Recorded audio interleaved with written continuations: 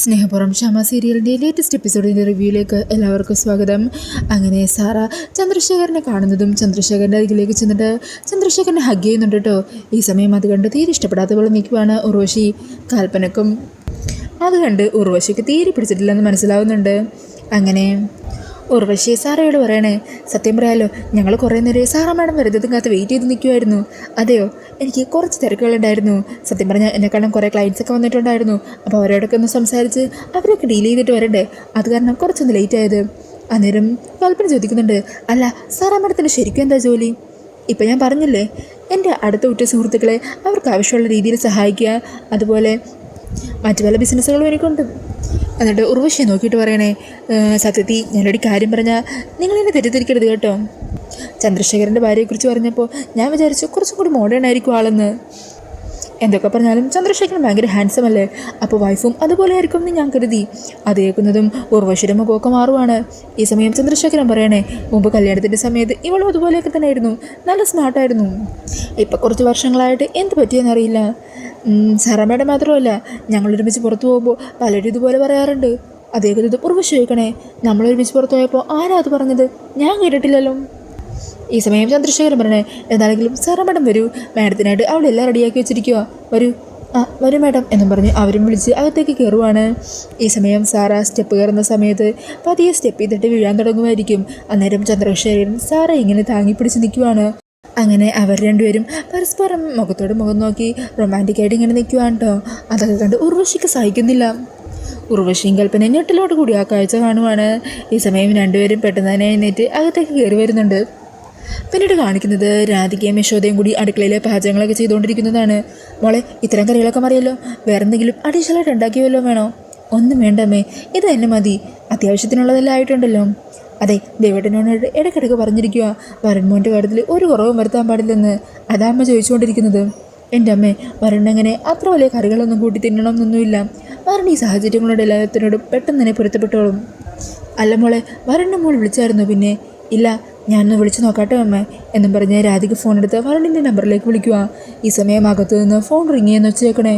അത് കേട്ട് രാധിക ചോദിക്കണേ, അല്ല ഫോണിൻ്റെ റിങ്ങല്ലേ കേൾക്കുന്നത്? അപ്പോൾ വരൺ തിരിച്ചു വന്നോ? പക്ഷെ നമ്മൾ അറിഞ്ഞില്ലല്ലോ അമ്മേ, ഞാനൊന്ന് പോയി നോക്കിയിട്ട് വരാം. അങ്ങനെ പറഞ്ഞ് രാധിക നേരെ റൂമിലേക്ക് ചെല്ലുമ്പോഴായിരിക്കോട്ടോ അവിടെ കട്ടിലേക്ക് കിടന്ന് മയങ്ങിക്കൊണ്ടിരിക്കുന്ന വരുണിനെ കാണുന്നത്. അങ്ങനെ രാധിക വരുണിൻ്റെ അരികിൽ ചെന്നിരിക്കണേ. വരുൺ, ഇതെപ്പോൾ വന്നു? എന്തോ എന്നോട് പറയാഞ്ഞത്? എന്തോ പറ്റി? എന്തായി പോയ കാര്യം? അന്നേരം വരുൺ പതി എണീക്കണേ. ആകെ ഡിസ്റ്റർബായിട്ടിരിക്കുവാണ് കേട്ടോ. അതുകൊണ്ട് രാധിക ചോദിക്കണേ, എന്തു പറ്റി വരുൺ? ശരിയായില്ലേ? വിചാരിച്ച പോലെ കാര്യങ്ങളൊന്നും നടന്നില്ലേ? എന്താ സംഭവിച്ചത്?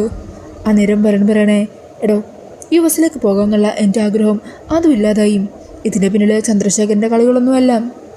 അതിനുള്ള കാര്യങ്ങൾ ആ ബെഞ്ചമിൻ തന്നെ നമ്മുടെ കമ്പനിയിൽ നിന്ന് പോകുന്നതിന് മുമ്പ് ചെയ്തു വെച്ചിട്ടുണ്ടായല്ലോ.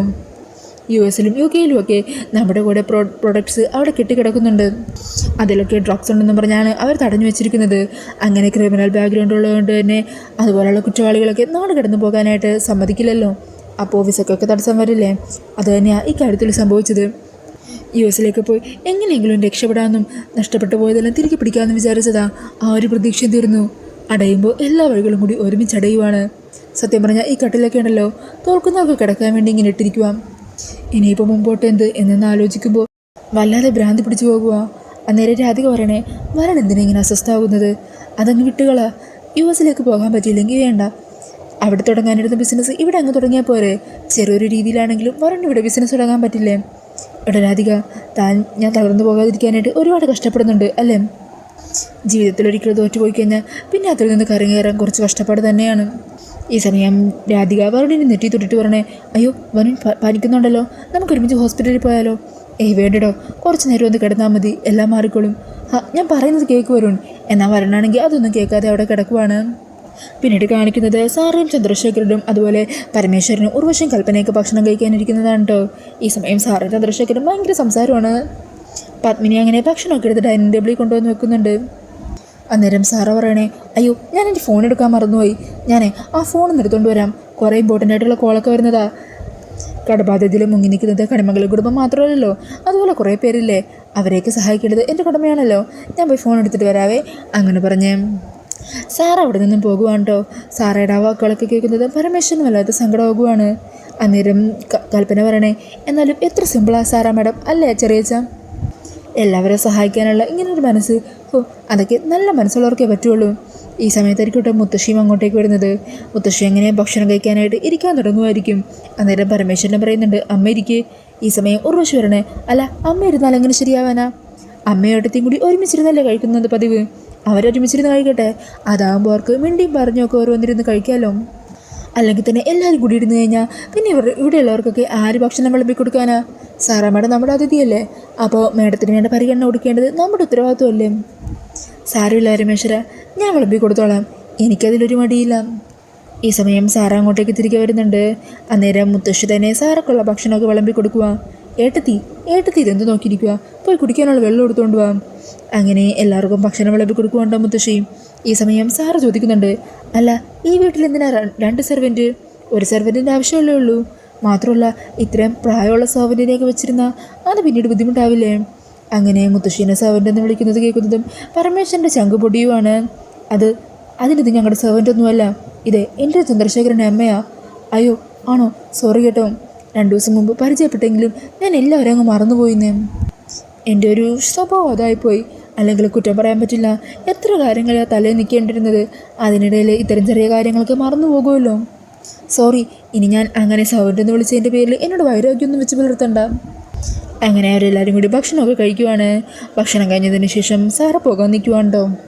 എന്നാൽ ശരി, എനിക്ക് നിങ്ങളുടെ ഫുഡൊക്കെ ഒത്തിരി ഇഷ്ടപ്പെട്ടു, എല്ലാം നല്ല ടേസ്റ്റ് ഉണ്ടായിരുന്നു. ഇതുപോലെ വീട്ടിൽ നിന്നൊക്കെ ഭക്ഷണം കഴിക്കാൻ പറ്റുന്നത് വളരെ വിരളമായിട്ടായിരിക്കും. എന്നാൽ പിന്നെ ഞാൻ ഇറങ്ങുവാണേ, ഇനി കുറച്ച് അറ്റൻഡ് ചെയ്യേണ്ട കുറച്ച് മീറ്റിങ്ങും മറ്റു കാര്യങ്ങളും ഉണ്ട്. മാത്രമല്ല ഇന്ന് രാത്രി ഒരു നൈറ്റ് പാർട്ടിയും കൂടിയുണ്ട്.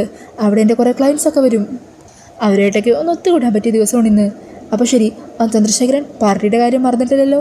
കൃത്യസമയത്ത് തന്നെ നിങ്ങളെത്തണം. ഞാൻ നിങ്ങളെ ഒത്തിരി എക്സ്പെക്റ്റ് ചെയ്യും, പിന്നല്ലാതെ ഞാൻ കറക്റ്റായിട്ട് തന്നെ എത്തും.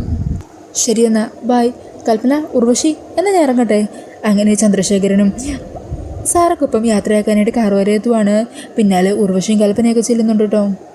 ചന്ദ്രശേഖരൻ, ഇവിടെ നിന്ന് ഇറങ്ങുമ്പോൾ എന്നെ വിളിക്കണം, പറ്റുവാണെങ്കിൽ എന്നെ വന്ന് പിക്കപ്പ് ചെയ്യും. നമുക്കൊരുമിച്ച് എന്തെങ്കിലുമൊക്കെ മിണ്ടിയും പറഞ്ഞ് കാറിന് പോകാമല്ലോ. അതിനെന്താ, അതെനിക്ക് സന്തോഷമുള്ള കാര്യമല്ലേ. എന്നാൽ ശരി, ബായ് എന്ന് പറഞ്ഞ് വീണ്ടും അവർ പരസ്പരം കുറച്ച് നേരം ഇങ്ങനെ നോക്കി നിന്നിട്ട് അവിടെ നിന്നും പോകുവാണ് കേട്ടോ സാറാ. ഇതൊന്നും ഉർവശിക്കാണെങ്കിൽ തീരെ പിടിക്കുന്നില്ല. ഉർവശി, ചന്ദ്രേട്ടനെ വിളിക്കണേ.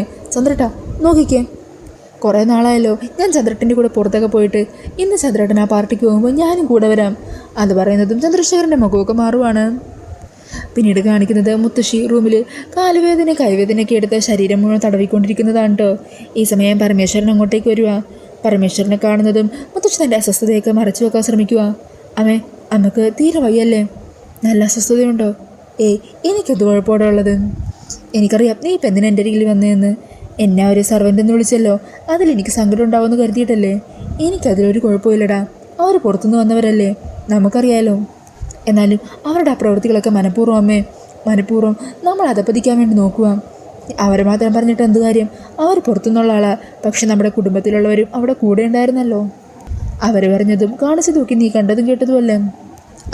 അവർ നമ്മളെ സഹായിച്ചിട്ടുണ്ട്, പണം തന്ന് സഹായിച്ചു എന്ന് പറഞ്ഞ് അവർ കാണിക്കുന്ന എല്ലാ അഹങ്കാരം ഇങ്ങനെ കണ്ണടിച്ച് സഹിക്കേണ്ട കാര്യമുണ്ടോ?